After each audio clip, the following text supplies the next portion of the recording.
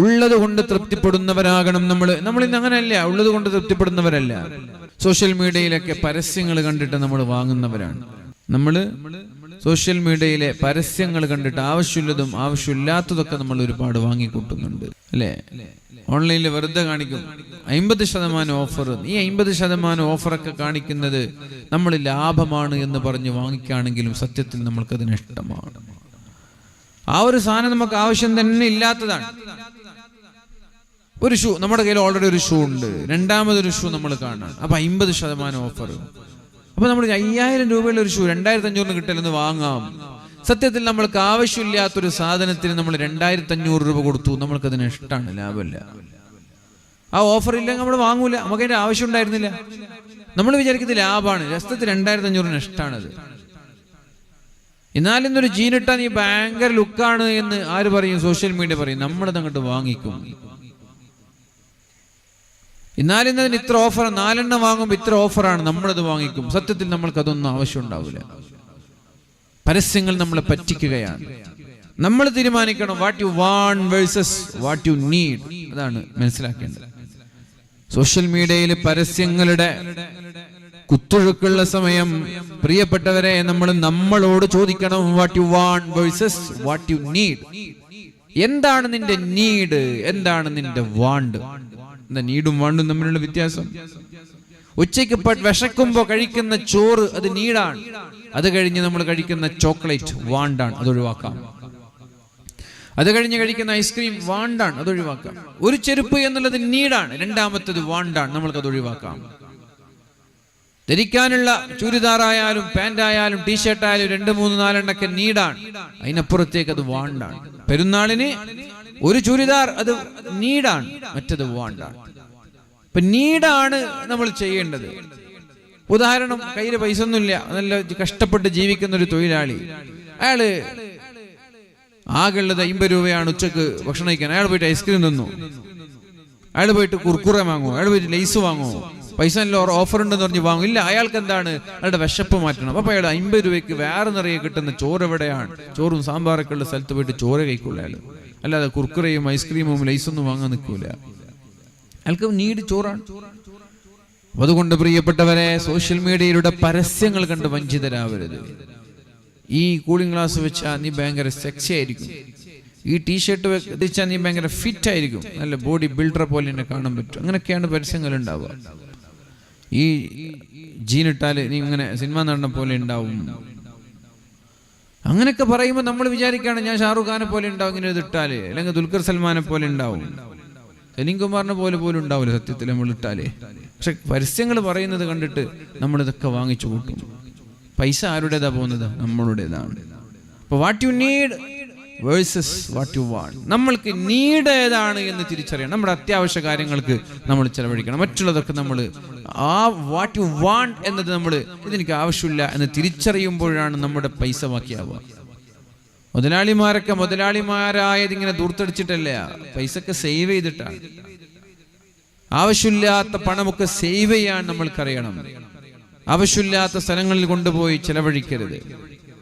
ഏതായാലും പ്രിയപ്പെട്ടവരെ, അല്ലാഹു തരുന്നത് തൃപ്തിപ്പെടാൻ നമ്മൾക്ക് കഴിയണം. എന്താണെങ്കിലും അല്ലാഹു തരുന്നത് തൃപ്തിപ്പെടാൻ കഴിയും. സോഷ്യൽ മീഡിയയുടെ കാലത്ത് ആ ഒരു ഖനാഅത്തും തൃപ്തിപ്പെടുന്നതും നമ്മൾക്ക് പോയി. സോഷ്യൽ മീഡിയയുടെ അൽഗോരിതം എന്ന് പറയുന്നൊരു സംവിധാനമുണ്ട്. സംഖ്യകൾ എപ്പോഴും സംഖ്യകൾ തന്നെ ആയിരിക്കും, അവരൊരിക്കലും മാറൂല. എന്തുകൊണ്ട്? അവരുടെ ഇൻസ്റ്റാഗ്രാമിലും അവരുടെ ഫേസ്ബുക്കിലും അവർക്ക് നിരന്തരമായി വരുന്ന വീഡിയോസ് ഇസ്ലാമിക വിരുദ്ധമായിരിക്കും. അവർ കാണുന്നതൊക്കെ ഇസ്ലാമിനോട് വെറുപ്പ് തോന്നിക്കുന്ന വീഡിയോ ആണ്. ഇപ്പൊ നമ്മള് IPL ഒക്കെ കാണുന്ന ആളുകൾ, IPL ഒക്കെ ഇഷ്ടപ്പെടുന്ന ആളാണെങ്കിൽ അവർ ഇൻസ്റ്റാഗ്രാമിൽ അത്തരം സെർച്ചുകളൊക്കെ ചെയ്യുന്നുണ്ടെങ്കിൽ ഇൻസ്റ്റാഗ്രാം തുറന്നാൽ അതിന്റെ ഫീഡിൽ നിറയെ IPLന്റെ കുറെ ഫോട്ടോകൾ, കുറെ വീഡിയോകൾ, കുറെ ഇമേജുകൾ, കുറെ ടെക്സ്റ്റുകൾ, ഇതൊക്കെയാണ് നമ്മൾ ഇൻസ്റ്റാഗ്രാമിലും ഫേസ്ബുക്കിലൊക്കെ വരാം. അതുമായി ബന്ധപ്പെട്ട വാർത്തയാണ്. IPL കഴിയുന്നത് വരെ നിറയെ IPL ആയിരിക്കും.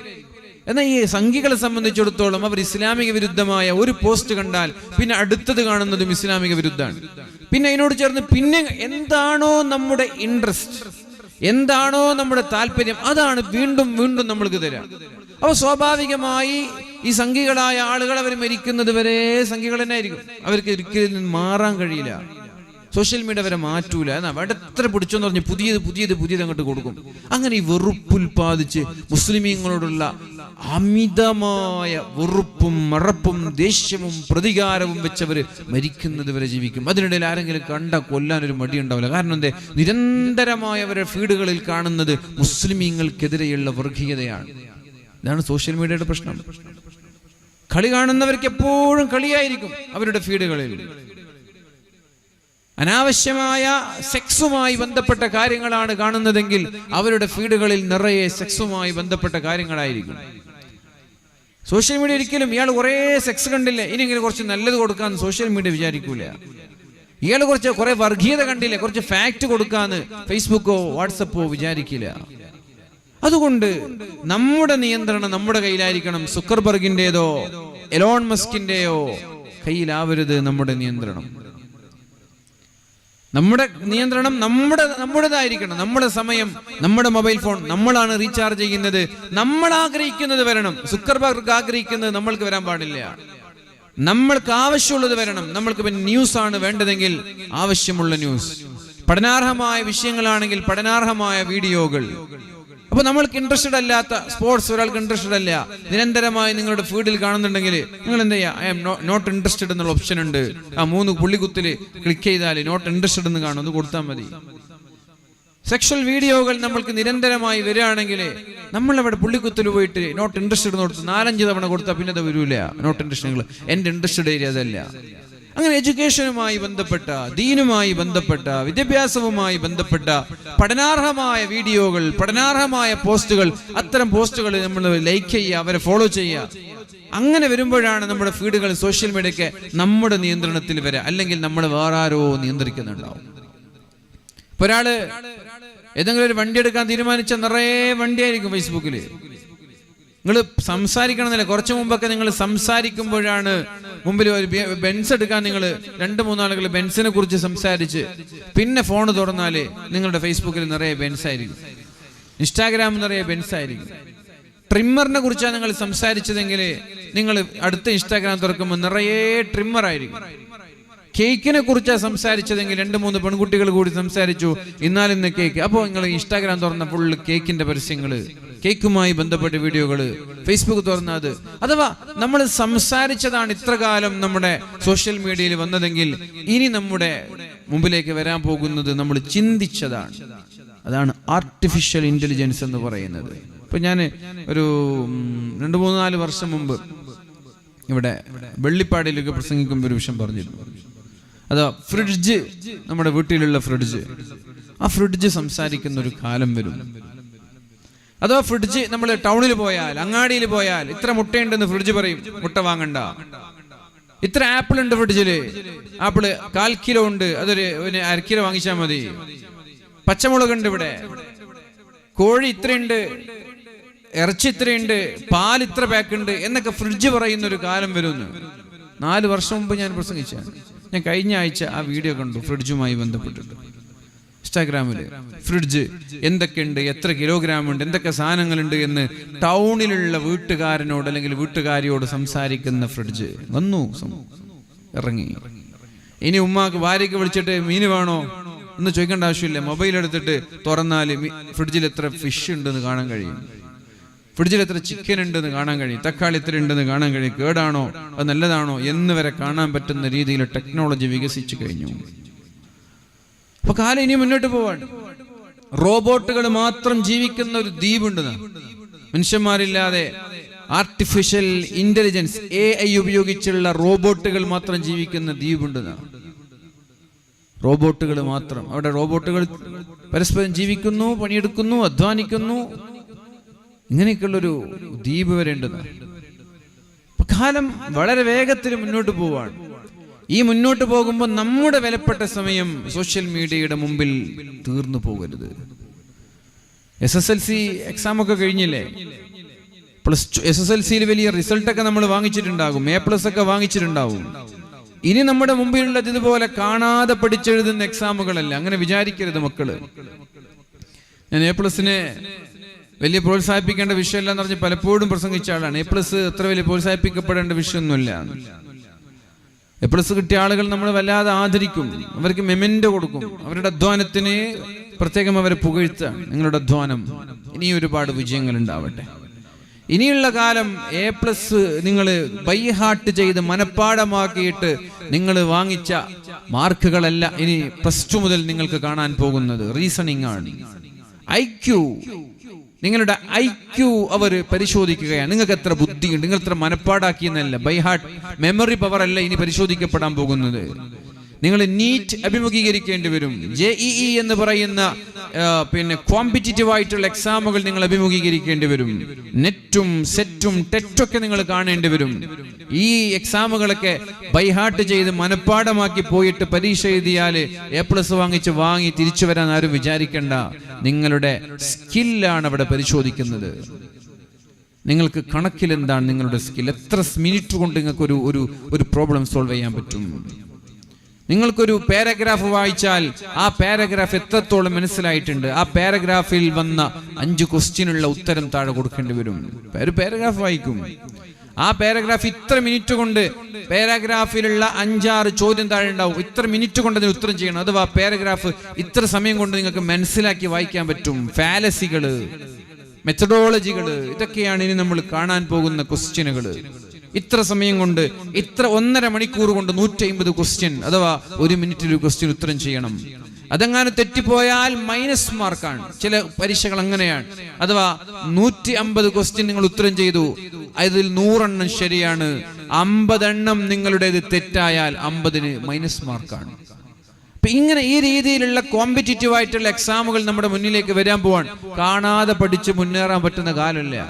സ്കില്ല് വേണം, സ്മാർട്ട് ആവണം. ഇതൊക്കെയാണ് ഇനിയുള്ള കാലം. അതുകൊണ്ട് A+ എന്ന് പറഞ്ഞ് വല്ലാതെ അങ്ങോട്ട് മക്കളെ നിർബന്ധിപ്പിക്കണ്ട എന്നാ ഞാൻ പറയാൻ പോകുന്നത്.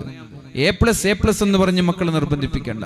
മക്കൾക്ക് എല്ലാ മേഖലകളിലും എല്ലാ കാര്യങ്ങളിലും നല്ല അറിവുണ്ടാകണം. സയൻസിലും മാത്സിലും ബേസിക് ആയിട്ടുള്ള അറിവുണ്ടാകണം. സയൻസും മാത്സും അറിയാതെ ഇനിയുള്ള കാലത്ത് പിടിച്ചിക്കാൻ കഴിയില്ല. ഈ അടുത്ത് ചെറുവത്തൂരിൽ എൻ്റെ ഒരു സുഹൃത്തുണ്ട്. അദ്ദേഹത്തിൻ്റെ പേരക്കുട്ടി ദുബായിലെ ഒരു യൂണിവേഴ്സിറ്റിയിൽ AI ആർട്ടിഫിഷ്യൽ ഇന്റലിജൻസിൽ റിസർച്ച് ചെയ്യാൻ വേണ്ടിയിട്ട് അപ്ലൈ ചെയ്ത ഒരു വീഡിയോ എനിക്ക് അയച്ചു വരുന്ന വഴിക്ക്. AI മേഖലയിൽ റിസർച്ച് ചെയ്യാൻ അപ്ലൈ ചെയ്യുകയും സെലക്ട് ചെയ്യുകയും ചെയ്ത ആ പെൺകുട്ടിയുടെ വീഡിയോ. പുതിയ ഏരിയ ആണത്. ഇനിയുള്ള ഏരിയകൾ അതൊക്കെയാണ്. ആർട്ടിഫിഷ്യൽ ഏരിയയുടെ ഡിജിറ്റൽ മാർക്കറ്റിംഗിന്റെ ഏരിയകളാണ്. ഇനി പഴയത് കാലത്തുള്ളതുപോലെ എഞ്ചിനീയറിങ്ങിനൊക്കെ സാധ്യത ഉണ്ടോന്നറിയില്ല, പക്ഷെ എല്ലാം സാധ്യതയുണ്ട്. നമ്മൾ ആ മേഖലയിൽ എക്സ്പേർട്ട് ആകുമ്പോൾ ഡോക്ടർമാർക്കിനൊരു സാധ്യത ഉണ്ടോ എന്ന് പറയാൻ കഴിയില്ല. കാരണം ഇഷ്ടംപോലെ ഡോക്ടർമാർ ഇന്ത്യയിലും ഇന്ത്യയുടെ പുറത്തും നമ്മുടെ കേരളക്കാരടക്കം ഇറങ്ങിക്കൊണ്ടിരിക്കുകയാണ്.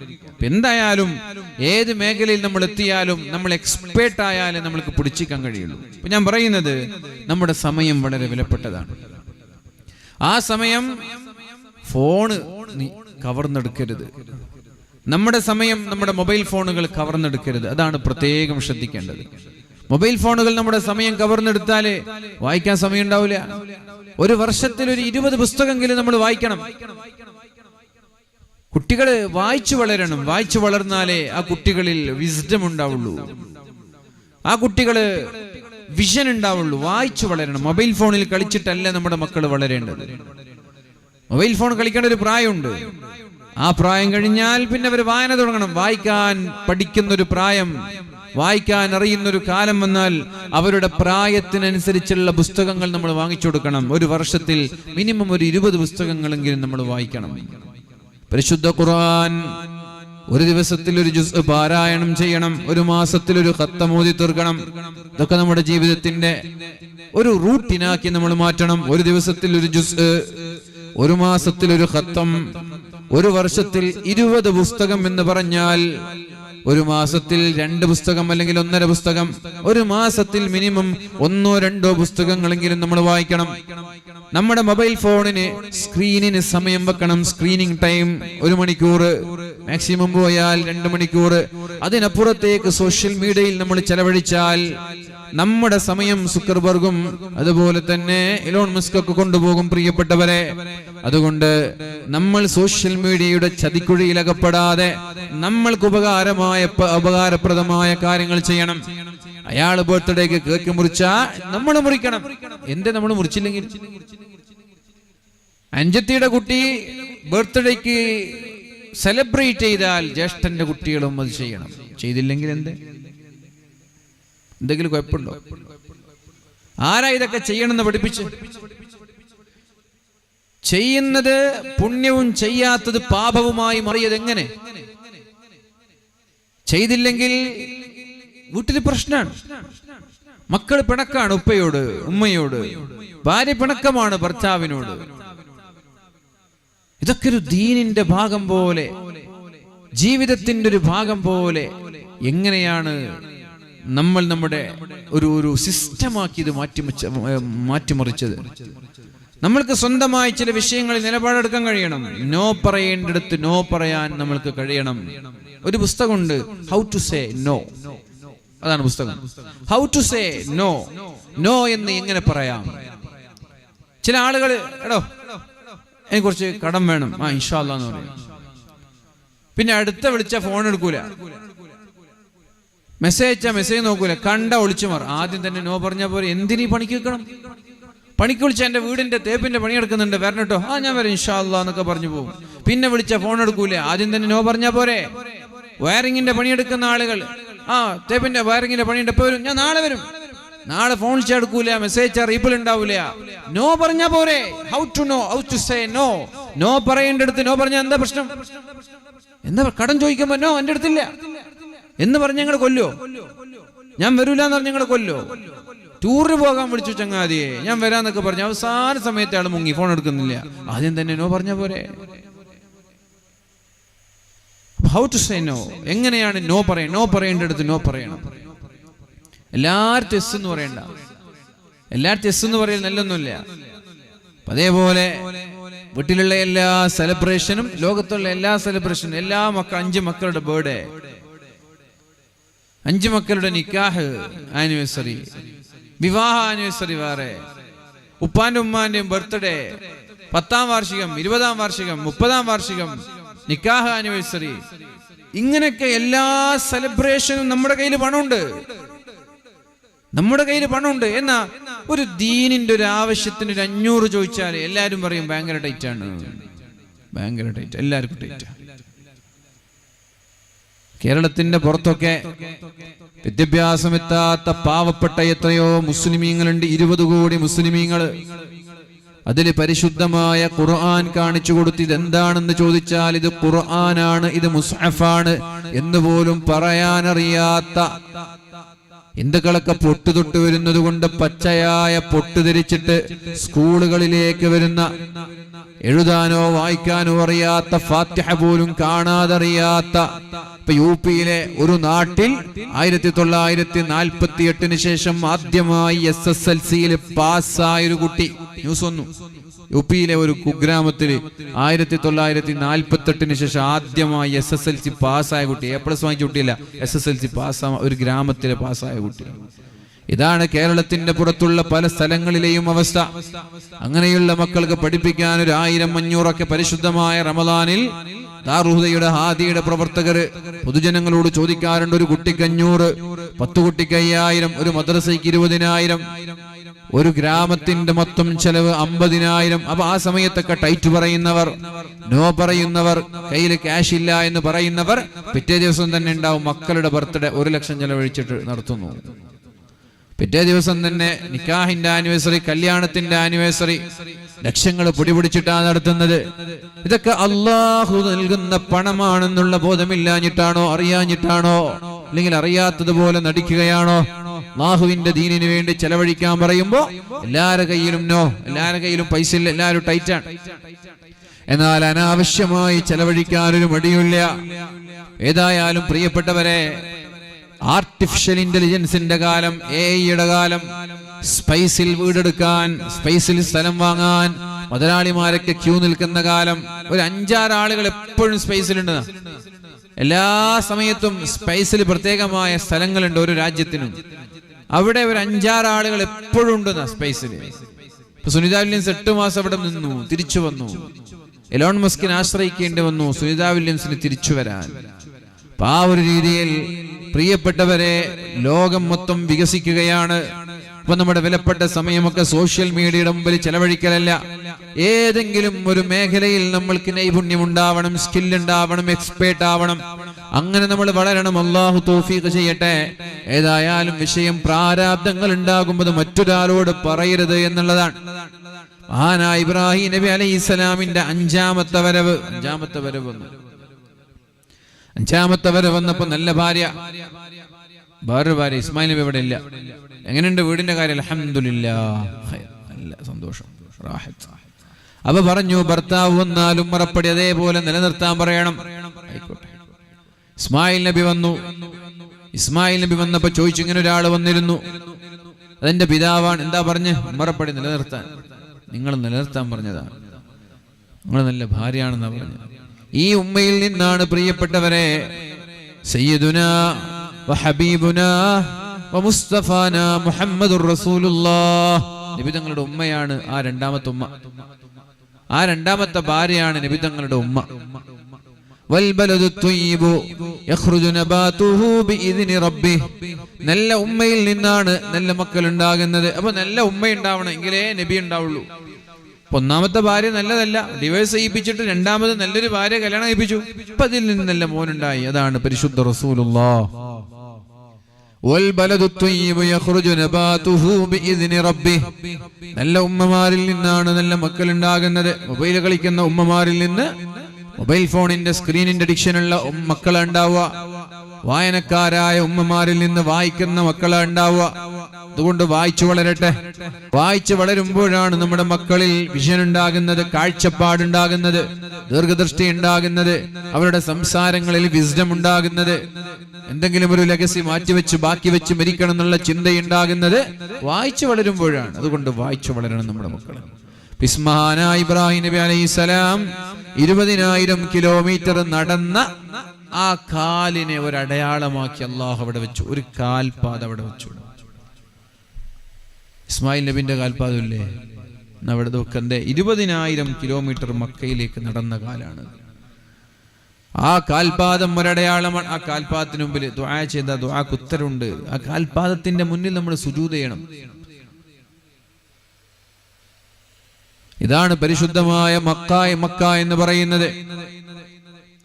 ആ മഖാം ഇബ്രാഹിമിന്റെ മുന്നിൽ ദുആ ചെയ്താൽ ദുആഇന് ഉത്തരമുണ്ട്.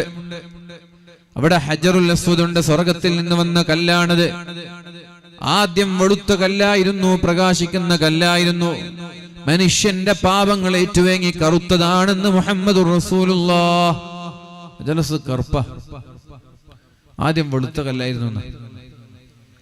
മനുഷ്യരുടെ പാപം പേറി ആ കല്ലിന്റെ നിറം മാറി കറുപ്പായി. അവിടെ ദുആ ചെയ്താൽ ദുആഇന് ഉത്തരമുണ്ടെന്ന് പരിശുദ്ധ റസൂലുള്ളാഹി സല്ലല്ലാഹു അലൈഹി വസല്ലം. അവിടെയുണ്ട് ഒരു മുൽത്തസം സ്ഥലത്തിന്റെ പേര്. മുൽത്തസം എന്ന് പറഞ്ഞാൽ ദുആഇന് ഉത്തരം നിർബന്ധം, അങ്ങനെയാണ് അർത്ഥം. മുൽത്തസം എന്ന് പറഞ്ഞാൽ ദുആഇന് ഉത്തരം നിർബന്ധമായ സ്ഥലം. അത് കഅബയുടെ സ്വർണ്ണവാതിലാണ്. കഅബയുടെ സ്വർണ്ണവാതിലിന്റെ അടുത്ത് ഭയങ്കര തിരക്കുണ്ടാവും. അവിടെ ദുആക്ക് ഉത്തരമുണ്ട്. ആ കഅബയുടെ വാതിൽ തൊട്ട് ദുആ ചെയ്യും ആളുകൾ. അവിടെ ഒരു തട്ടുണ്ട്, അതിങ്ങനെ പിടിച്ച ആളുകൾ ദുആ ചെയ്യും. അവിടെയുണ്ട് ഹിജ്റ ഇസ്മായിൽ. അതിനുള്ളിൽ ചെന്ന് നിസ്കരിക്കണം, സുന്നത്തുണ്ട്, ദുആഇന് ഇജാബത്തുണ്ട്.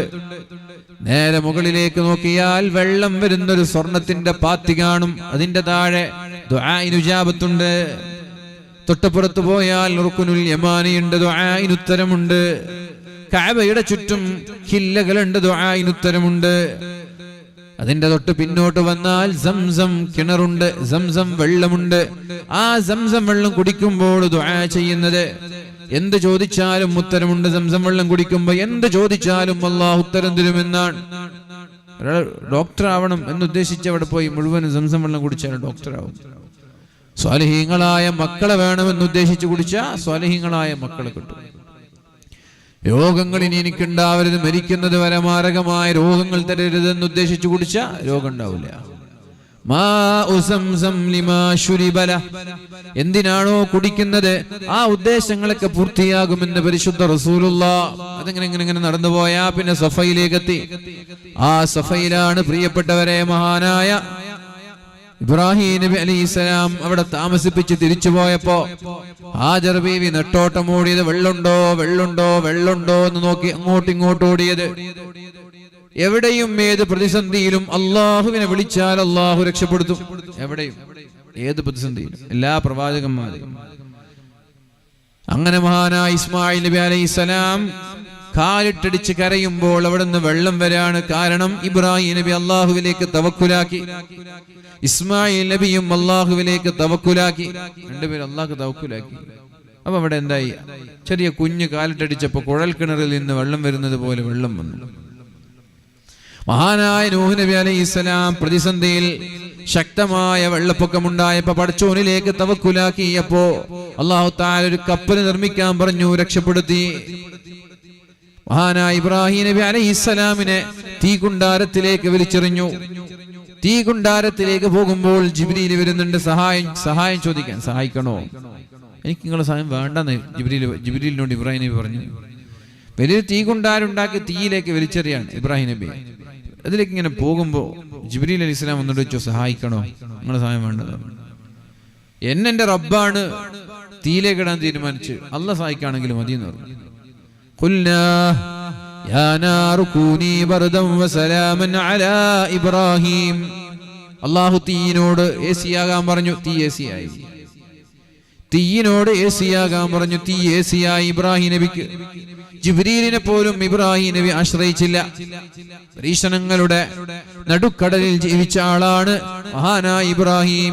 യൂനുസ് നബി അലൈഹിസ്സലാം മത്സ്യത്തിന്റെ വയറ്റിലേക്ക് വലിച്ചെറിയപ്പെട്ടു, കടലിലേക്ക് മത്സ്യം വിഴുങ്ങി. അപ്പൊ അല്ലാഹുവിലേക്ക് തവക്കുലാക്കി, ലാ ഇലാഹ ഇല്ലാ അൻത സുബ്ഹാനക ഇന്നി കുൻതു മിനൽ ളാലിമീൻ. അല്ലാഹു ഏറ്റെടുത്തു. 40 ദിവസം മത്സ്യത്തിന്റെ വയറ്റിൽ താമസിച്ചു. മഹാനായ ഈസാ നബി അലൈഹിസ്സലാമിനെ കൊല്ലാൻ ആളുകൾ തീരുമാനിച്ചു, അല്ലാഹുവിലേക്ക് തീരുമാനിച്ചു. അല്ലാഹു എന്ത് ചെയ്തു? ഈസാ നബിയുടെ അതേപോലെ ഒരു ഭാവവ്യത്യാസമില്ലാത്ത, കോലവ്യത്യാസമില്ലാത്ത ഒരാളെ ആ മുറിയിലേക്ക് അല്ലാഹു രൂപാന്തരം മാറ്റിയെടുത്തിട്ട് ഈസാ നബി ആകാശത്തേക്ക് കൊണ്ടുപോയി. ഈസാ നബിയെ തൊടാൻ അവരനുവദിച്ചില്ല. കാരണം റബ്ബിലേക്ക് തവക്കുലാക്കി. മൂസാ നബിയെ വധിക്കാൻ ഫിർഔനും കൊട്ടാരവും പിന്നാലെ വന്നു. കടലിലേക്ക് എടുത്തു ചാടുമ്പോ അല്ലാഹുവിലേക്ക് തവക്കുലാക്കി. അപ്പൊ കടല് കരയായി, കടല് റോഡായി. ഫിർഔൻ മുങ്ങി മരിച്ചു. അതേപോലെ ഹബീബായ റസൂലുള്ളാഹി സ്വല്ലല്ലാഹു അലൈഹി വസല്ലമ തങ്ങൾക്കും ഇതുപോലെ എത്രയോ സന്ദർഭങ്ങൾ ഉണ്ടായി. അവിടെയൊക്കെ റബ്ബിനെ തവക്കുലാക്കി, അവിടെയൊക്കെ രക്ഷപ്പെട്ടു. എന്നാൽ പ്രവാചകന്മാരിൽ കൊല്ലപ്പെട്ടത് സക്കരിയാ നബി അലൈഹിസ്സലാമാണ്. സക്കരിയാ നബി അലൈഹിസ്സലാം ഒരു തവണ അല്ലാഹുവിനെ മറന്നിട്ട് മരത്തോട് സഹായം ചോദിച്ചു. അല്ലാഹുവിലേക്ക് തവക്കുലാക്കേണ്ട ഒരു സ്ഥലത്ത് മരത്തിനോട് സഹായം ചോദിച്ചു. മരം 2 കഷ്ണമായി പിളർന്നു. സക്കരിയാ നബി അകത്ത് കയറി. ഇബ്ലീസ് സക്കരിയാ നബിയുടെ വസ്ത്രത്തിന്റെ ഒരറ്റം പിടിച്ചു വെച്ചു. മരം 2ാമത് ജോയിനായി. ആ ജോയിനായപ്പോ സക്കരിയാ നബിയുടെ വസ്ത്രത്തിന്റെ ഒരു ഭാഗം പുറത്തു കണ്ടു. സക്കരിയാ നബിയെ വധിക്കാൻ വരുന്ന ആളുകൾ നട്ടോട്ടമോടുന്ന സമയത്ത് ഇബ്ലീസ് ഈ കുപ്പായം കാണിച്ചു കൊടുത്തു. സക്കരിയാ നബിയെ ജീവനോടെ അവർ അറുത്തു കളഞ്ഞു. ജീവനോടെ മരടക്കം അറുത്തു കളഞ്ഞു. അല്ലാഹുവിലേക്ക് തവക്കുലാക്കണം. എല്ലാ സ്ഥലങ്ങളിലും ഒരു വേളയെങ്കിലും ഒരു പ്രതിസന്ധി ഉണ്ടാകുമ്പോ റബ്ബിനെയല്ലാതെ നമ്മൾ ഓർമ്മ വരരുത്. യാ സക്കരിയാ. സക്കരിയാ നബിക്ക് അല്ലാഹുവിന്റെ ഇഷ്ടപ്പെട്ട പ്രവാചകനാണ്.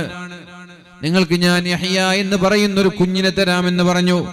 ആ യഹ്യ എന്ന് പറയുന്ന മകൻ ഇസ്മുഹു യഹ്യ. ആ കുഞ്ഞിന്റെ പേര് യഹ്യ എന്നാണ്. യഹ്യ എന്ന മകന്റെ പേര്. യാ യഹ്യ ഖുദിൽ കിതാബ ബിഖുവ. എന്നിട്ട് സക്കരിയയോട് നബി അലൈഹിസ്സലാമിനോട് അല്ലാഹു പറയുന്നുണ്ട്, ഇതുപോലൊരു പേര് ഞാൻ മുമ്പുള്ള ഒരാൾക്കും നൽകിയിട്ടില്ല, അതുപോലൊരു പേരാ നൽകുന്നത്. എന്നാൽ ഇത്രയൊക്കെ ദുആ ചെയ്തിട്ട് താടിയും മുടിയെല്ലാം നരബാധിച്ച് എല്ലുകളെല്ലാം ക്ഷയിച്ചിട്ട് സക്കരിയ നബി അലൈഹിസ്സലാമിന്റെ ഭാര്യയുടെ പീരിയഡ്സ് പോലും നിന്നതിന്റെ ശേഷമാണ് ഒരു കുഞ്ഞിനെ കൊടുക്കുന്നത്. ആ കുഞ്ഞ് സക്കരിയ നബി അലൈഹിസ്സലാമിന്റെ ജീവിതകാലത്ത് തന്നെ അവിടുത്തെ ബനു ഇസ്രായേൽ ഒരു പാത്രത്തിലിട്ട് അറുത്തു കൊന്നു യഹ്യാ നബിയെ. ബനു ഇസ്രായേൽ യഹ്യാ നബിയെ അറുത്തു കൊന്നു, ഒരു പാത്രത്തിലിട്ടു. ഇത് പവിത്രമായ രക്തമാണ്, ഭൂമിയിലേക്ക് ഇതിന്റെ രക്തമിറ്റ് വീണാൽ ഇവിടെ വലിയ പ്രതിസന്ധികൾ ഉണ്ടാകും, ദുരന്തങ്ങൾ ഉണ്ടാകും, അതുകൊണ്ട് രക്തം ഭൂമിയിലേക്ക് ഇറ്റാൻ പാടില്ല. ഒരു പാത്രത്തിലിട്ട് യഹ്യാ നബി അവർ അറുത്തു കളഞ്ഞു. ഇത് സക്കരിയ നബി കണ്ടു. പിന്നെ സക്കരിയ നബി അവർ കൊന്നു. എവിടെയെങ്കിലും ഒരു പ്രവാചകന്മാർ നമ്മളെ പോലെയല്ല, അവരൊരു സെക്കൻഡ് പോലും അള്ളാഹുവിനെ മറക്കാൻ പാടില്ലാത്തവരാണ്, ഒരു സെക്കൻഡ് പോലും റബ്ബിനെ മറക്കാൻ പാടില്ലാത്തവരാണ് പ്രവാചകന്മാർ. പരീക്ഷണങ്ങൾ ഒരുപാട് അനുഭവിച്ചിട്ട് തന്നെയാണ് ഓരോ പ്രവാചകന്മാരും കടന്നുപോയത്. നമ്മുടെ ജീവിതത്തിലും പരീക്ഷണങ്ങൾ ഉണ്ടാവും. അപ്പോഴൊക്കെ റബ്ബിന് ഓർമ്മ വരണം. നമ്മൾക്ക് രോഗം തരുന്നത് അള്ളാഹുവാണ്, ശിഫ തരുന്നതും അള്ളാഹുവാണ്. അയ്യൂബ് നബിക്ക് അസുഖങ്ങൾ ഉണ്ടായല്ലോ. അയ്യൂബ് നബി അലൈഹി സ്വലാം എന്ത് പറഞ്ഞു? റബ്ബി ഇന്നി മസ്സനിയൽ-ളുർറു വഅൻത അർഹമുർ റഹീമീൻ. പടച്ചോനെ, എനിക്ക് രോഗം പിടിപെട്ടു, നീ കാരുണ്യവാനാണ്. അല്ലാഹു തആല സെക്കൻഡുകൾ കൊണ്ടാണ് ശിഫ നൽകിയത്. ഉർകുൽ ബിരിജിലിക് ആദാ മുഗ്തസലും ബാരിദ്. കാല് കൊണ്ട് അടിക്കുന്നു. അപ്പൊ അവിടെ ഒരു കുളം പ്രത്യക്ഷപ്പെട്ടു, കുടിക്കാൻ പറഞ്ഞു. വീണ്ടടിക്കാൻ പറഞ്ഞു, അവിടെ ഒരു കുളം പ്രത്യക്ഷപ്പെട്ടു, കുളിക്കാൻ പറഞ്ഞു. സുമുഖനായി, നല്ല കോമളനായി, സുന്ദരനായി, രോഗങ്ങളൊക്കെ മാറി നല്ലൊരു അയ്യൂബ് നബി അലൈഹിസ്സലാം പഴയ ആ രൂപത്തിലേക്ക് രൂപാന്തരപ്പെട്ടു സെക്കൻഡുകൾ കൊണ്ട്. എവിടെയും റബ്ബിലേക്ക് തവക്കുലാക്കുമ്പോഴാണ് ഇതൊക്കെ കിട്ടുക. അള്ളാഹുവിലേക്ക് തവക്കുലാക്കണം, അള്ളാഹുവിലേക്ക് ബലമേൽപ്പിക്കണം. എല്ലാ പ്രവാചകന്മാരും പ്രിയപ്പെട്ടവരെ പരീക്ഷണങ്ങളുടെ ഏറ്റവും തീക്ഷ്ണമായ രൂപങ്ങളും അനുഭവങ്ങളും കഴിഞ്ഞു വന്നവരാണ് എല്ലാ പ്രവാചകന്മാരും. ഏറ്റവും കൂടുതൽ പരീക്ഷണം നേരിടേണ്ടി വന്നത് മുഹമ്മദുർ റസൂലുള്ളാഹി സ്വല്ലല്ലാഹു അലൈഹി വസല്ലമ തങ്ങളാണ്. ഏറ്റവും കൂടുതൽ പരീക്ഷണങ്ങൾ നേരിടേണ്ടി വന്നത്. അപ്പൊ പ്രിയപ്പെട്ടവരെ, ഞാൻ പറയുന്നത് പരിശുദ്ധമായ ഈ ഹജ്ജ് മാസം വരാൻ പോവാണ്. ഹജ്ജിന്റെ സീസണാണ്. ഷവ്വാല് മുതൽ ഹജ്ജ് മാസം തുടങ്ങിയത്. ഷവ്വാല് മുതൽ ഹജ്ജ് മാസമാണ്. ഈ പവിത്രമായ മാസങ്ങളിൽ മഹാന്മാരായ പ്രവാചകന്മാരുടെ ത്യാഗങ്ങളാണ് നമ്മൾ ഓർമ്മ വരേണ്ടത്, നമ്മൾ പഠിക്കേണ്ടത്. അവർ അനുഭവിച്ച പ്രയാസങ്ങൾ. മഹാനായ ആദം നബി അലൈഹിസ്സലാം ഇന്ത്യയിൽ നിന്ന് നടന്നിട്ട് 40 ഹജ്ജ് ചെയ്തിട്ടുണ്ട് എന്ന് ഹദീസുകളിൽ കാണാം. ഇന്ത്യയിൽ നിന്ന് നടന്ന് ഹജ്ജ് ചെയ്തിട്ടുണ്ട്. ശിഹാബ് ചുറ്റൂറൊക്കെ പോകുന്നതിന് മുമ്പ് ആദം നബി നടന്നിട്ട് 40 ഹജ്ജ് ചെയ്തിട്ടുണ്ട്. 40 ഹജ്ജ് നടന്നിട്ട് ഇന്ത്യയിൽ നിന്ന് ആദം നബി അലൈഹിസ്സലാം. പ്രവാചകന്മാരെല്ലാം കഅബയിലെത്തിയിട്ടുണ്ട്. അതേപോലെ ബൈത്തുൽ മുഖദ്ദസിൽ 1,00,000 ചില്ലാനം പ്രവാചകന്മാരുണ്ട്. ബഹുഭൂരിഭാഗം പ്രവാചകന്മാരും അന്ത്യവിശ്രമം കൊള്ളുന്നത് ബൈത്തുൽ മുഖദ്ദസിലാണ്.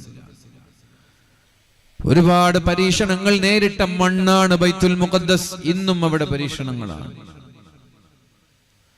പ്രവാചകന്മാരുടെ പവിത്രമായ മണ്ണാണ്. സുബ്ഹാനല്ലദീ യസ്റാ ബിഅബ്ദിഹി ലൈലൻ മിനൽ മസ്ജിദിൽ ഹറാമി ഇലൽ മസ്ജിദിൽ അഖ്സല്ലദീ ബാറക്നാ ഹൗല. ചുറ്റുഭാഗത്തും ബറക്കത്തുകൾ, അള്ളാഹുവിന്റെ അനുഗ്രഹങ്ങൾ കൊണ്ട് പുതിയപ്പെട്ട ഒരു മണ്ണാണ് ബൈത്തുൽ മുഖദ്ദസ്. എന്നാൽ ആ മണ്ണിന് എപ്പോഴെങ്കിലും ഒരു ശാന്തി സമാധാനം ഉണ്ടോ? ആ മണ്ണെപ്പോഴും പ്രശ്നഭൂമിയാണ്. ആ മണ്ണെപ്പോഴും രക്തം കൊണ്ട് കളങ്കപ്പെട്ടതാണ്. പവിത്രമായ മണ്ണാണത്. പക്ഷേ മനുഷ്യന്റെ ചുടു രക്തങ്ങളുടെ ദാഹം കുടിച്ച് ദാഹം തീർത്ത മണ്ണാണത്. ആഴ്ചകളോളം ഒരു മനുഷ്യന്റെ കണങ്കാല് വരെ രക്തം തളം കെട്ടി നിന്ന മണ്ണാണ് ഈ ബൈത്തുൽ മുഖദ്ദസ്. അപ്പൊ പവിത്രമായവർക്ക് പരീക്ഷണം ഉണ്ടാവും, പവിത്രമായ സ്ഥലങ്ങളിലും പരീക്ഷണങ്ങൾ ഉണ്ടാവും. അങ്ങനെ മഹാന്മാരായ എല്ലാ പ്രവാചകന്മാരുടെയും പാദസ്പർശം കൊണ്ട് അനുഗ്രഹീതമായ ബൈത്തുൽ മുഖദ്ദസും അതുപോലെ മക്ക. ആ മക്കയിലേക്കാണ് നമ്മുടെ ഹജ്ജാജിമാരൊക്കെ പോകുന്നത്. എല്ലാ സ്ഥലങ്ങളും സഫയാണെങ്കിലും മർവയാണെങ്കിലും ദുആഇന് ഇജാബത്തുള്ള സ്ഥലമാണ് സഫയും മർവയും. എന്തിനാ പോകുന്നത്? എന്തിനാ നീ അവിടെ ഓടുന്നത്? ഹാജർ ബീവി ഓടി, അതുകൊണ്ട് നീ ഓടണം. അതിന് ഹാജർ ബീവി ഓടിയാ ഞാൻ എന്തിനാ ഓടണം? ഹാജർ ബീവി വെള്ളം കിട്ടായിട്ട് ഓടിയാണ്, എനിക്ക് ഇഷ്ടം പോലെ വെള്ളമുണ്ടല്ലോ. അത് പറയാൻ പാടില്ല. സമിഅനാ വഅതഅനാ. അല്ലാഹ് പറഞ്ഞു, ഞാനത് കേട്ടു. 8 ലക്ഷമൊക്കെ ചെലവഴിച്ചിട്ടാണ് ഹജ്ജിന് പോവുക. എന്നാൽ അടുത്ത വർഷം ചാൻസ് കിട്ടിയ പിന്നെ പൈസ ഉള്ള ആളുകൾ. വലിയ ത്യാഗമാണ് ഹജ്ജ് എന്ന് പറഞ്ഞാൽ. ചെറുപ്പത്തിലെ ഹജ്ജ് ചെയ്യണം, പ്രായമാവാൻ കാത്തിരിക്കരുത്. ഒരുപാട് നടക്കാനുണ്ട്. ഹജ്ജ് എന്ന് പറഞ്ഞാൽ ഒരുപാട് നടക്കാനുണ്ട്. ഹജ്ജിൽ ഏറ്റവും പ്രയാസം തുടങ്ങുന്നത് മിന മുതലേ പ്രയാസം തന്നെയാണ്. ദുൽഹിജ്ജ 8-നോ 7-നൊക്കെയായി ആളുകൾ മിനയിലേക്ക് പോകും. മിനയുടെ ടെന്റ് എന്ന് പറഞ്ഞാൽ ഇങ്ങനെ ഇത്തിരി പോകുന്ന ഒരു സ്ഥലത്ത് ചോക്ലേറ്റ് വെച്ചതുപോലെ നിരനിരയായി കിടക്കണം. അങ്ങോട്ട് തിരിയാൻ കഴിയില്ല, ഇങ്ങോട്ട് തിരിയാൻ കഴിയില്ല. ഇങ്ങോട്ട് തിരിഞ്ഞാൽ ഇപ്പുറത്തുള്ള ആളെ കക്ഷത്തിൽ നമ്മുടെ മൂക്കുണ്ടാവുക, ഇങ്ങോട്ട് തിരിഞ്ഞാൽ ഇപ്പുറത്തുള്ള ആളെ കക്ഷത്തിൽ. അത്ര ടൈറ്റായിട്ടാണ് മിനയിൽ ആളുകൾ താമസിക്കുക. നേരാൻ വേണ്ട AC പോലും ഉണ്ടാവില്ല. ബാത്റൂമിന് ക്യൂ നിൽക്കേണ്ട ഒരുപാട് സമയം. ഭക്ഷണം നമ്മൾ വിചാരിച്ചതുപോലെ കിട്ടൂല. ശക്തമായ ചൂടായിരിക്കും. ഈ ത്യാഗം സഹിക്കാനാണ് പോകുന്നത്. ഹജ്ജ് എന്ന് പറയുന്നത് ത്യാഗമാണ്. ഹജ്ജ് എന്ന് പറയുന്നത് ത്യാഗമാണ്. ഉംറ ഒരു പിക്നിക്കാണ്. ഉംറൊന്നും ത്യാഗാണെന്ന് ആർക്കെങ്കിലും തോന്നുന്നുണ്ടെങ്കിൽ ആ ത്യാഗത്തിന്റെ 100 ഇരട്ടിയാണ് ഹജ്ജ്. ഇത് കഴിഞ്ഞാൽ നമ്മൾ അറഫയിൽ പോകും. അറഫ എന്ന് പറഞ്ഞാൽ അവിടെ കുറച്ച് നിന്നാ മതി. പക്ഷെ അതൊരു ത്യാഗം തന്നെയാണ്. ശക്തമായ ചുട്ടുപൊള്ളുന്ന സമയത്ത് വൈകുന്നേരം വരെ നമ്മൾ അവിടെ നിൽക്കും, ദുആ ചെയ്യും. അവിടെ AC ഉണ്ടായിക്കൊള്ളുന്നില്ല, ചിലപ്പോ നല്ല ചൂടുണ്ടാവും, നല്ല ചൂടുണ്ടാകും, നല്ല തിരക്കുണ്ടാകും. ചിലപ്പോൾ ടെന്റ് പോലും കിട്ടിയെന്ന് വരൂല. ചുട്ടുപൊള്ളുന്ന ഭൂമിയിൽ 56 ഡിഗ്രിയിൽ താഴെ നിൽക്കേണ്ടി വരും ഉച്ച മുതൽ വൈകുന്നേരം വരെ. ഇപ്പൊ അറഫയും ത്യാഗമാണ്, മിനയും ത്യാഗമാണ്. എന്നിട്ട് തിരിച്ച് രാത്രി ഇങ്ങനെ നടന്നിട്ടും ബസ്സിലൊക്കെയായി മുസ്ദലിഫയിലേക്ക് വരും. എന്തിനൊക്കെ ചെയ്യുന്നത്? വിധങ്ങൾ പറഞ്ഞു ഞാൻ ചെയ്യുന്നു. അതിൽ വേറെ ഹിക്മത്തുകളൊന്നുമില്ല, ലോജിക്കൊന്നുമില്ല. ഇവിടെ നബി പറഞ്ഞു, അല്ലാഹ് പറഞ്ഞു, ഞാനത് ചെയ്യുന്നു. മുതലാളിയും തൊഴിലാളിയൊക്കെ ഈ മണ്ണിൽ കിടക്കാണ്, കുപ്പായൊക്കെ മാറ്റിയിട്ട് മണ്ണിൽ കിടക്കാണ്. ഇവിടെ വലിയ AC-യിലൊക്കെ കിടന്ന വലിയ കോടീശ്വരന്മാര് അവിടെ മണ്ണിൽ കിടക്കണം. 2 തുണി, കഫൻ പൊടിയുടെ 2 കുപ്പായ ഉണ്ടാവും. കഫൻ ചെയ്യാനുള്ള 2 തുണി ഉണ്ടാവുള്ളൂ. ഒന്ന് ഉടുത്തത്, ഒന്ന് മേൽത്തട്ടം. ആ മേൽത്തട്ടം ചിലപ്പോൾ നിലത്ത് വിരിച്ച് കിടക്കും, അല്ലെങ്കിൽ അങ്ങനെ തന്നെ കിടക്കും. കിടന്നിട്ട് അങ്ങോട്ട് ഉറങ്ങും. നല്ല ചൂടുണ്ടാവും മണ്ണിന്. രാവിലത്തെ ചൂട് പോയിട്ടുണ്ടാവില്ല, നല്ല ചൂടുണ്ടാവും മണ്ണിന്. എവിടെ കിട്ടി എവിടെ കിടക്കും. ചിലപ്പോൾ കിടക്കാൻ സ്ഥലം ഉണ്ടാവില്ല, സ്ഥലം തേടി നടക്കണം. ഈ ത്യാഗമാണ് പ്രിയപ്പെട്ടവർ. എന്തിനു കിടക്കുന്നു? അല്ലാഹ് പറഞ്ഞു, ഞാനത് കേൾക്കുന്നു. ഒരു മുതലാളി പറയാണ്, എനിക്ക് കിടക്കാൻ കഴിയില്ല, നീ ഹജ്ജിന് പോണ്ട, എൻ്റെ ഈമാൻ പരിപൂർണ്ണമായിട്ടില്ല, കിടക്കാൻ കഴിയില്ല, ഹജ്ജിന് പോണ്ട. കിടക്കാൻ കഴിയുമെങ്കിൽ പോയാൽ മതി. എൻ്റെ ഹജ്ജ്, നിന്റെ ദീൻ ഇസ്ലാം പരിപൂർണ്ണമാവണമെങ്കിൽ ഒരു ഹജ്ജ് ചെയ്യണം. അപ്പോഴാണ് നീ ഒരു യഥാർത്ഥ മുസ്ലിം ആവുക. ഹജ്ജ് ചെയ്യുമ്പോഴാണ് യഥാർത്ഥ മുസ്ലിം ആവുക. കാരണം എന്തേ? നിസ്കാരത്തിലൊക്കെ ഒരുപാട് പോസിറ്റീവായ കാര്യങ്ങളുണ്ട്. ഹെൽത്തുമായി ബന്ധപ്പെട്ട് നിസ്കരിക്കുന്ന ആളുകളുടെ എല്ലാ കെണുപ്പുകളും അനങ്ങുന്നുണ്ട്. ഈവൻ നമ്മുടെ റിസ്റ്റ് മുതൽ എൽബോ, നമ്മുടെ ഊര, ഹിപ്പ്, ലെഗ്, ഷോൾഡർ, കാല്, എല്ലാം നമ്മൾ ഒരു തവണയെങ്കിലും നിസ്കാരത്തിൽ പോകുന്നു, വരുന്നു, എണീക്കുന്നു. അങ്ങനെ എല്ലാ നിസ്കാരത്തിലും നമ്മുടെ കിണുപ്പുകൾക്കൊക്കെ ഒരു ഇണക്കുണ്ട്. അതൊരു ഹെൽത്തുമായി ബന്ധപ്പെട്ടിട്ട് നോക്കുമ്പോൾ വലിയൊരു ഉപകാരമാണ്. അതുപോലെ യോഗ ചെയ്യുന്നത് പോലെയുള്ള ഒരു കോൺസെൻട്രേഷനുമായി ബന്ധപ്പെട്ട നിസ്കാരത്തിൽ അങ്ങനെ ഒരു ഹെൽത്ത് ബെനിഫിറ്റ് ഉണ്ട്. സ്വതക്ക ചെയ്യുന്ന ആളുകൾക്ക് മെന്റലി റിലാക്സേഷൻ കിട്ടുന്നുണ്ട്. ഒരു 10,000 രൂപയ്ക്ക് ഏതെങ്കിലും പാവപ്പെട്ട ആൾക്ക് കൊടുക്കുമ്പോൾ മനസ്സിന് ഭയങ്കര ഒരു ആശ്വാസവും സന്തോഷം കിട്ടുന്നുണ്ട്. നോമ്പ് നോക്കുന്ന ആളുകൾക്ക് ഏതായാലും ഡയറ്റിംഗ് കൊണ്ടുള്ള ഉപകാരമുണ്ട്. ഹെൽത്ത്, ക്യാൻസർ പോലെയുള്ള അസുഖങ്ങളെ വരെ നോമ്പ് കൊണ്ട് നമുക്ക് എന്തെങ്കിലും പ്രൊട്ടക്ട് ചെയ്യാൻ പറ്റുന്നു. ഒരുപാട് രോഗങ്ങളെ നോമ്പ് കൊണ്ട് തടയാൻ പറ്റുന്നു. പട്ടിണി കിടക്കലാണ് ആരോഗ്യം എന്നെല്ലാവരും മനസ്സിലാക്കണം. തിന്നലല്ല ആരോഗ്യം, പട്ടിണി കിടക്കലാണ് ആരോഗ്യം എന്നെല്ലാവരും മനസ്സിലാക്കണം. നമ്മുടെ ഒരു ടിപ്പിക്കൽ മലയാളിയായ ഉമ്മമാരുടെ ഒരു ചൊല്ലുണ്ട്. തടിച്ച ആളെ കാണുമ്പോൾ ഭയങ്കര ആരോഗ്യവും, മെലിഞ്ഞ ആളെ കാണുമ്പോൾ അയ്യോ എന്തു പറ്റി, ഷുഗർ ഉണ്ടോ എന്നൊക്കെ ചോദിച്ചിട്ട് വല്ലാതെ ബേജാറാകുന്ന ഉമ്മമാരെ കാണാൻ കഴിയും കേരളത്തിൽ. മെലിഞ്ഞ ആളെ കാണുമ്പോൾ പഠിച്ചോ എനിക്കെന്ത് ഷുഗർ ഉണ്ടടാ, എന്തെങ്കിലും അസുഖം ഉണ്ടോ, എന്തെങ്ങനെ മെലിഞ്ഞൊട്ടി, തീരെ ആരോഗ്യമില്ല. എന്നാ നല്ല പൊണ്ണത്തടിയുള്ള വേറൊക്കെ വെച്ച് നടക്കുന്ന ആളെ കാണുമ്പോൾ അയാൾ ഭയങ്കര ആരോഗ്യമാണ് എന്നൊരു ധാരണയാണ്. അതല്ല സത്യത്തിൽ. ആ പൊണ്ണത്തടിയാണ് അസുഖം. ഹെൽത്തി എന്ന് പറയുന്നത് നല്ല സ്ലിം ആൻഡ് ഫിറ്റ് ആയിട്ടുള്ള ആളുകളായിരിക്കും. അപ്പൊ അവരൊക്കെ നിങ്ങൾ ഷുഗറുണ്ടോ പിന്നെ രോഗമുണ്ടോ എന്നൊക്കെ ചോദിക്കില്ല. അവർക്കാണ് സത്യത്തിൽ ആരോഗ്യം ഉണ്ടാവുക. അപ്പൊ ഈ ഒരു ചിന്താധാരയൊക്കെ മാറ്റണം. തിന്നലാണ് ആരോഗ്യം എന്ന് വിചാരിച്ചിരിക്കുന്ന ഉമ്മമാര് കുറെ ഉണ്ട്. തിന്നലല്ല ആരോഗ്യം, തിന്നാതിരിക്കലാണ് ആരോഗ്യം എന്നെപ്പോ ഇനി തിരിച്ചറിയാ. ഇനി എപ്പോഴാ തിരിച്ചറിയാം? നമ്മൾ രോഗികളായത് തിന്നിട്ടാണ്. ഒരുപാട് തിന്നിട്ട് നമ്മളൊക്കെ രോഗിയായത്. തിന്നിട്ട് തന്നെ നമ്മളൊക്കെ രോഗിയായത്.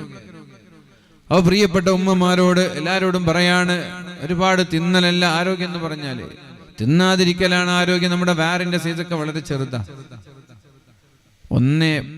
1.2 ലിറ്റർ, 1 ലിറ്റർ ആൻഡ് 200 മില്ലി ലിറ്ററേ ഉള്ളൂ ഒരു മനുഷ്യന്റെ ആമാശയത്തിന്റെ കപ്പാസിറ്റി. വയറിന്റെ കപ്പാസിറ്റി 1 ലിറ്ററും 200 മില്ലി ലിറ്ററും. അതിനെ 3 ഭാഗമാക്കണമെന്ന് പരിശുദ്ധ റസൂലുള്ളാഹി സ്വല്ലല്ലാഹു അലൈഹി വസല്ലം. അതിനെ 3 ഭാഗമാക്കണം. അപ്പൊ 400 മില്ലി ലിറ്റർ തിന്നണം, 400 മില്ലി ലിറ്റർ കുടിക്കണം, 400 മില്ലി ലിറ്റർ ഒഴിച്ചിടണം. അപ്പൊ 800 മില്ലി ലിറ്ററേ ഒരാൾ തിന്നാൻ പാടുള്ളൂ. 800 മില്ലി ലിറ്റർ തിന്നാൻ പാടുള്ളൂ. ബാക്കി 400 മില്ലി ലിറ്റർ ഒഴിച്ചിടണം. അതാണ് ആരോഗ്യമെന്ന് പരിശുദ്ധ റസൂലുള്ളാഹി. ഇതിനപ്പുറത്തേക്ക് ഒരു സയൻസ് പറയൂല. ഇതാണ് സയൻസ്. റസൂലുള്ളാഹി പറഞ്ഞതാണ്, അള്ളാഹു പറഞ്ഞതല്ലാതെ നബി തങ്ങൾ പറഞ്ഞിട്ടില്ല. അതന്നെയാണ് സയൻസും പറയുന്നത്.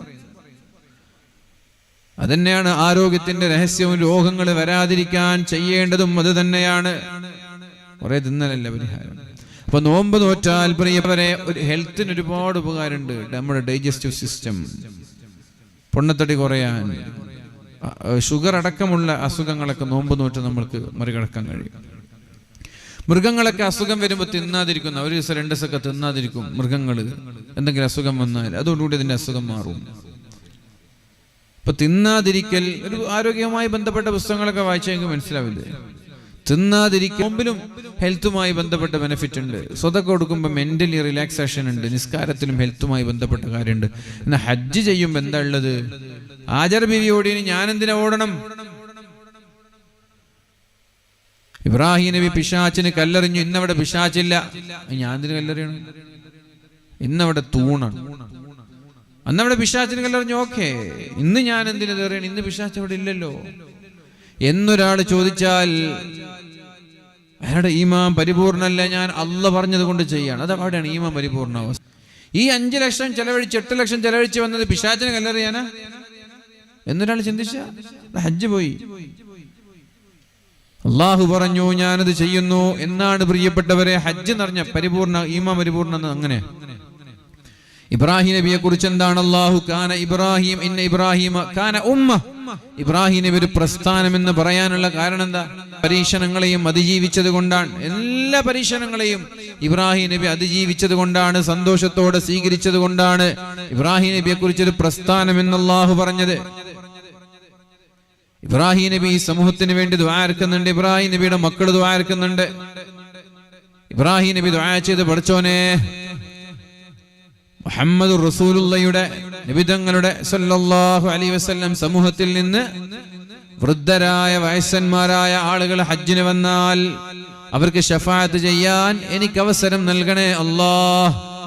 60 വയസ്സിന്റെ മുകളിൽ ഏതെങ്കിലും ഒരാൾ ഹജ്ജിന് വന്നാൽ നാളെ ആഖിറത്തിൽ അവരെ രക്ഷപ്പെടുത്താൻ എനിക്ക് അവസരം തരണം. അല്ലാഹ് സ്വീകരിച്ചു.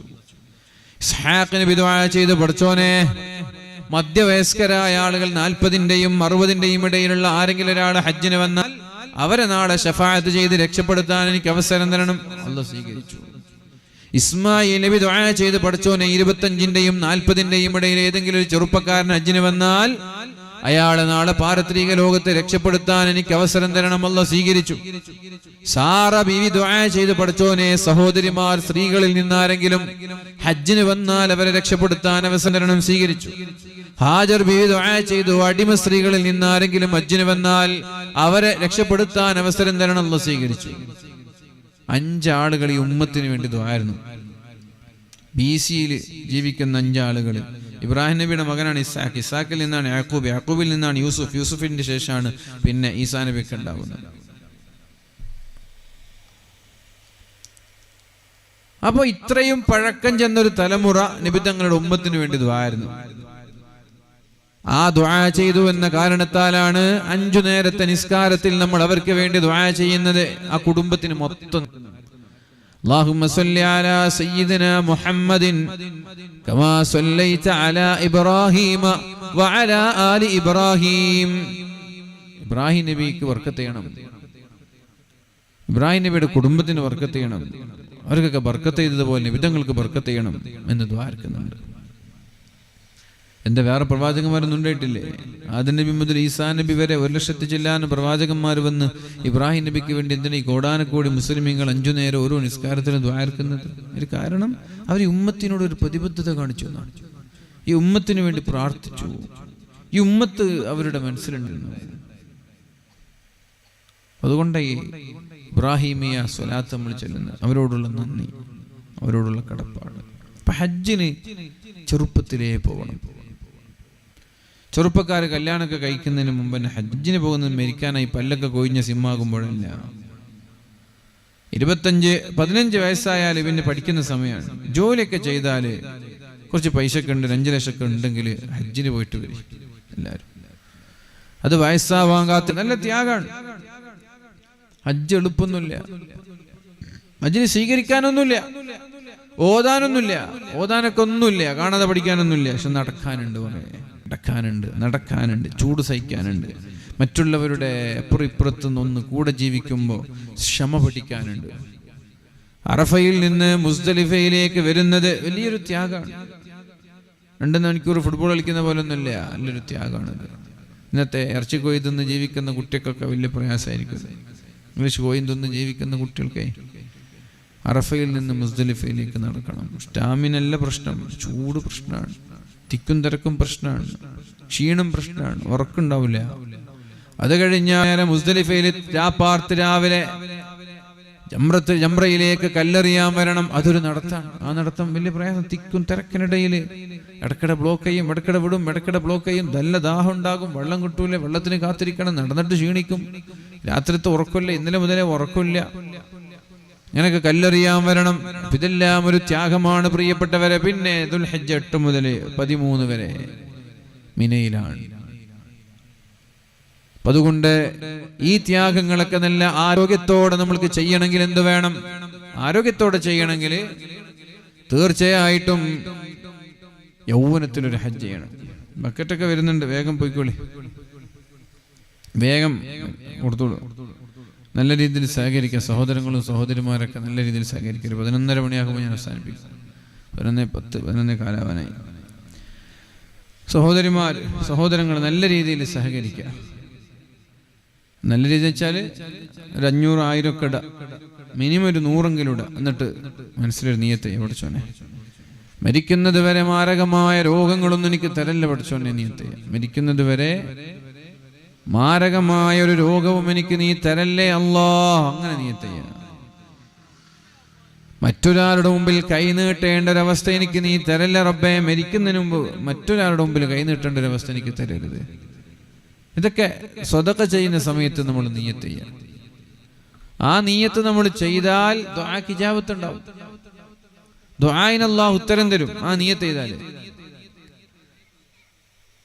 കാരണം അത് ആരും അറിയാതെ കൊടുക്കുന്ന രഹസ്യമായ സ്വതക്കയാണ്. ആരും അത് കാണൂല, അതവരറിയില്ല. രഹസ്യമായ സ്വതക്കകൾക്കൊരു പ്രത്യേകത ഉണ്ട്. അത് സ്വീകരിക്കും എന്നുള്ള കാര്യം ഉറപ്പാണ്. അതിൽ യാതൊരു നീയത്തിൽ തെറ്റുണ്ടാവില്ല. നമ്മുടെ നീയത്തിൽ യാതൊരു കുറവുണ്ടാവില്ല. നീയത്തിൽ കുറവില്ലായിരിക്കുമ്പോൾ അമൽ സ്വീകരിക്കുന്ന സ്വതക്കയ്ക്ക് എന്തായാലും ദുആഇന് ഇജാബത്ത്. അപ്പോൾ ഇഷ്ടപ്പെട്ടത് കൊടുക്കണം. 10 രൂപ കൊടുത്തിട്ട് ദ്വാരന്നിട്ട് കാര്യമൊന്നുമില്ല. 10 രൂപ കൊടുത്താൽ കൂലിട്ടും. പക്ഷെ നിങ്ങൾ പറഞ്ഞ രോഗത്തിൽ കിട്ടൂല. 10 രൂപക്ക് കൂലിട്ടു. 10 രൂപയ്ക്ക് മറ്റൊരാളുടെ മുമ്പിൽ കൈ നീട്ടാതെ ജീവിക്കാനുള്ള സാഹചര്യം ഒന്നും തരൂല. കൂലിട്ടു. ആകെ ഒരു മനുഷ്യന്റെ കയ്യിൽ 10 ഉള്ളൂ. അയാൾ കഷ്ടപ്പെട്ട് ജീവിക്കാണ്ട് 10 രൂപ ഉണ്ടാക്കാൻ പോലെ അത്ര ത്യാഗം ചെയ്യുന്നുണ്ട്. എങ്കിൽ ആ 10ന് 10,000ന്റെ വില ഉണ്ടാവും.